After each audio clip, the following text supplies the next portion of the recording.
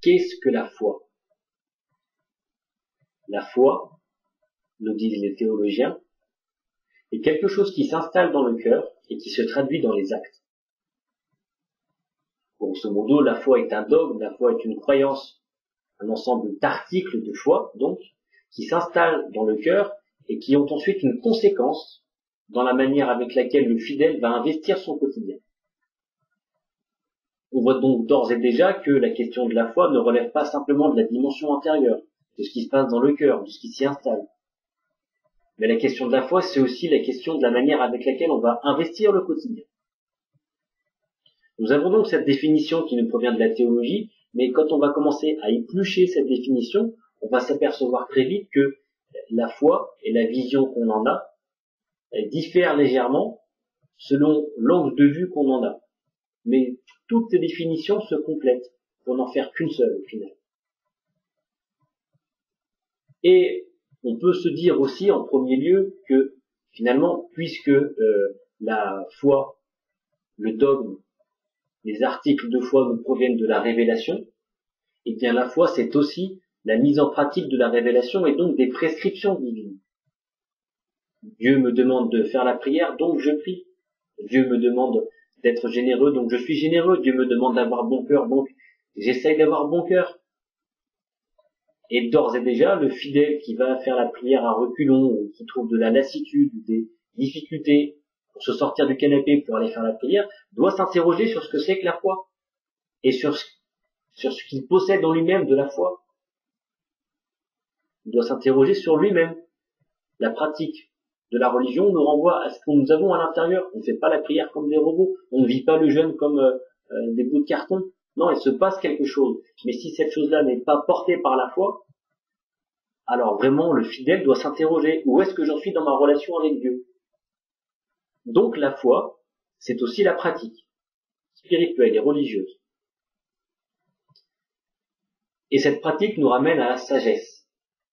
Et oui, l'art de la prière, l'art de jeûner, l'art de donner du bon cœur aux gens, de donner des sourires, l'art de la piété, tout ceci nous renvoie à la sagesse.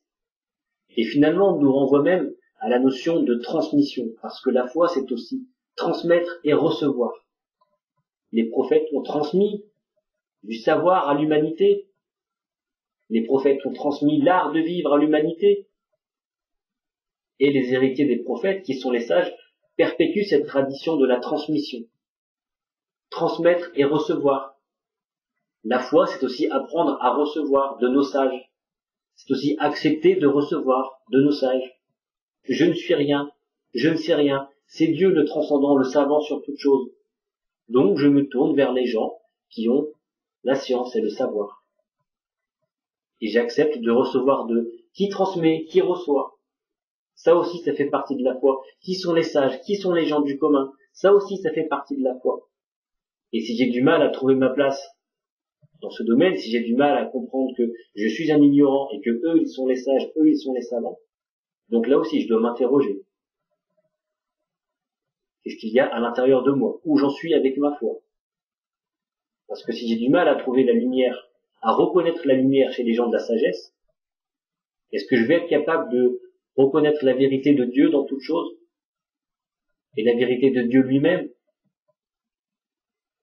Donc la question de la transmission et du recevoir nous interroge aussi sur ce que nous sommes, sur notre foi intérieure.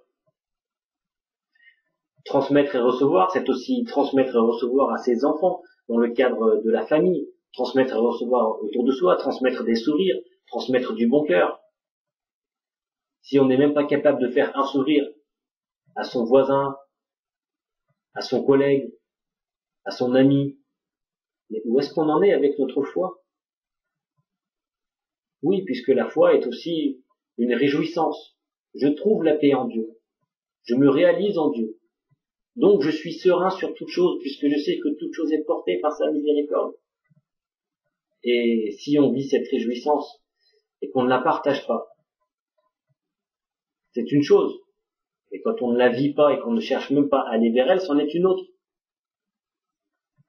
Mais la foi est une question du bonheur, la foi est la question de la sérénité. Je trouve la paix en Dieu. C'est lui qui donne la paix, qui fait germer la paix en toute chose. Donc je trouve la paix en moi-même, puisque c'est lui qui nous donne la paix, c'est lui qui nous donne l'oxygène qu'on respire. Donc je vais le trouver lui pour me trouver moi. Je sais qui il est lui, le créateur, le capable sur toute chose. Donc je sais qui je suis moi, un incapable, un ignorant sur toute chose. Mais puisque je me réalise en lui, je vais trouver sa vérité en moi, la vérité qu'il va faire germer en moi. Sa vérité sur toute chose qu'il va faire rayonner en moi. Puisque l'être humain, l'homme, est le représentant de Dieu sur terre. Et Dieu met en l'être humain sa part de vérité pour qu'il réalise sa mission. Donc la question de la foi, c'est aussi la question de savoir se retrouver soi-même et de trouver le bonheur en soi à travers Dieu. Mais pour aller jusqu'à cette réjouissance, il va falloir cheminer. La foi, c'est aussi un processus, un chemin, un parcours. La foi est un combat intérieur pour lutter contre ces mauvais penchants, ces mauvaises pulsions, pour lutter contre les parties sombres de notre interne. Et celui qui refuse ce combat,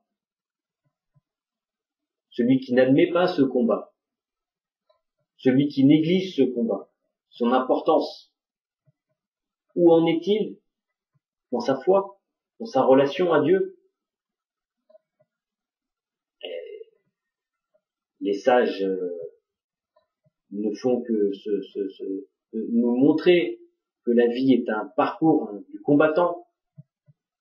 Et quand on regarde la biographie des anciens, des sages et des prophètes, ce combat intérieur est au cœur de tout.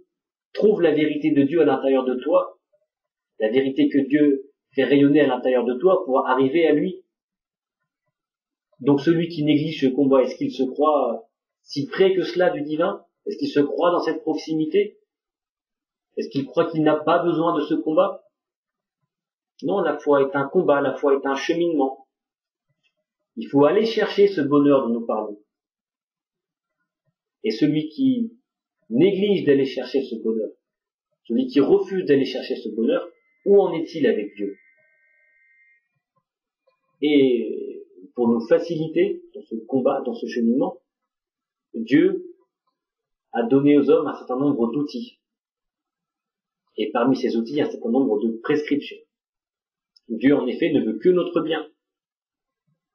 Et parmi ces outils, donc, il y a la prière, le jeûne, la méditation, les invocations vers Dieu, le recueillement spirituel, et tous les outils de la pratique spirituelle, tous les outils de la connaissance, de la science. Donc, celui qui se prétend un fidèle, un itinérant, et qui ne va même pas mettre le nez sur ces outils-là, sur ces moyens-là d'accéder à la vérité de Dieu, loué soit-il, où en est-il avec sa foi? Dieu lui recommande d'aller vers cela. Dieu lui recommande de mettre en pratique ces outils, et celui-là néglige la recherche de ces outils. Où en suis-je avec ma foi, si je suis comme cela? Est-ce que j'ai si peu de reconnaissance envers Dieu qui nous donne toutes choses, qui nous montre son amour, qui nous donne son amour en toutes choses? Non, celui qui veut la vérité, celui qui est conscient de la vérité de Dieu, c'est qu'il a besoin d'outils, parce que la vérité est trop forte pour lui. La transcendance de Dieu est trop forte pour toute chose. Donc il faut des outils pour trouver un équilibre dans ce cheminement. Et ces outils ont un mode d'emploi. Ce mode d'emploi est auprès des sages. Oui, les sages qui sont les héritiers des prophètes. Eux connaissent l'art de la prière, le secret de la prière, l'art du recueillement, l'art de la méditation, l'art de la conscience spirituelle, l'art de cheminer en Dieu, l'art d'aller chercher Dieu. Ils connaissent la science de l'âme, des mouvements de l'âme, la science de ces maladies de l'âme, de ces maladies du cœur, et comment guérir de ces maladies. Ils ont cet héritage. Et la question de la foi, c'est aussi la question d'aller chercher cet héritage auprès de ces gens-là. Les maîtres de la sagesse, ce ne sont pas n'importe qui. Ce sont des gens qui sont là par la grâce de Dieu. Ils sont une bénédiction de Dieu. Et il faut aller chercher la bénédiction de Dieu là où elle se trouve. Parce que Celui qui veut le Seigneur, celui qui veut la vérité, celui qui veut respirer le parfum, le miel subtil de la vérité, est bien obligé d'aller ouvrir les bonnes portes qui sont au bon endroit, est bien obligé d'aller dans les endroits où Dieu a mis sa bénédiction pour cheminer. Celui qui veut arriver jusqu'en haut doit prendre l'ascenseur qui va l'emmener jusqu'en haut.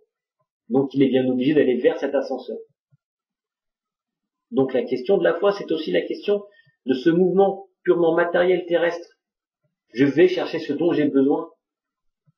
Je mets à ma disposition ce dont j'ai besoin. C'est ça aussi la foi. Quelle est la conséquence de la foi dans le quotidien? C'est cela aussi. Et oui. Ce n'est pas simplement quelque chose qu'on a dans le cœur et puis on se met sur le canapé, on dit j'ai bon cœur, j'ai ça dans mon cœur. Non. La foi est un parcours. La foi est un cheminement. La foi est un mouvement. Ce mouvement doit être porté, appuyé par quelque chose. Parce qu'on a dans le cœur, pour le bon cœur, certes, mais ensuite il y a des outils qui sont là. Et les sages nous apprennent comment manipuler ces outils, comment progresser avec, et comment en découvrir les secrets de ces outils. Donc finalement, on peut dire que la foi est un cheminement intérieur, qui nous mène de la croyance jusqu'à la réalisation, en passant par la certitude de Dieu. Mais la foi, c'est aussi une science, un art que l'on apprend, que l'on découvre, et à partir duquel le fidèle itinérant va pouvoir aller rencontrer le divin, et va pouvoir entretenir sa relation avec le divin et se réaliser en lui. La foi, c'est un mouvement, la foi, c'est un art de vivre, la foi est une sagesse, la foi est un mouvement perpétuel que le fidèle doit chercher à équilibrer, et à partir duquel il va trouver son bonheur et son art de vivre. Et nous faisons les louanges de Dieu qui a mis dans la foi en lui et en sa vérité toutes les graines du bonheur. Et celui qui veut le bonheur n'a qu'à planter les graines de la foi à l'intérieur de lui et les arroser de la bonne manière et de les entretenir de la bonne manière, et il trouvera que les fleurs du bonheur vont jamais éclore en lui. Et ces fleurs, il pourra les distribuer autour de lui, et que le doux parfum de la vérité se répande partout autour de lui. Louange à Dieu donc de mettre à la disposition des hommes ses graines et ses fleurs.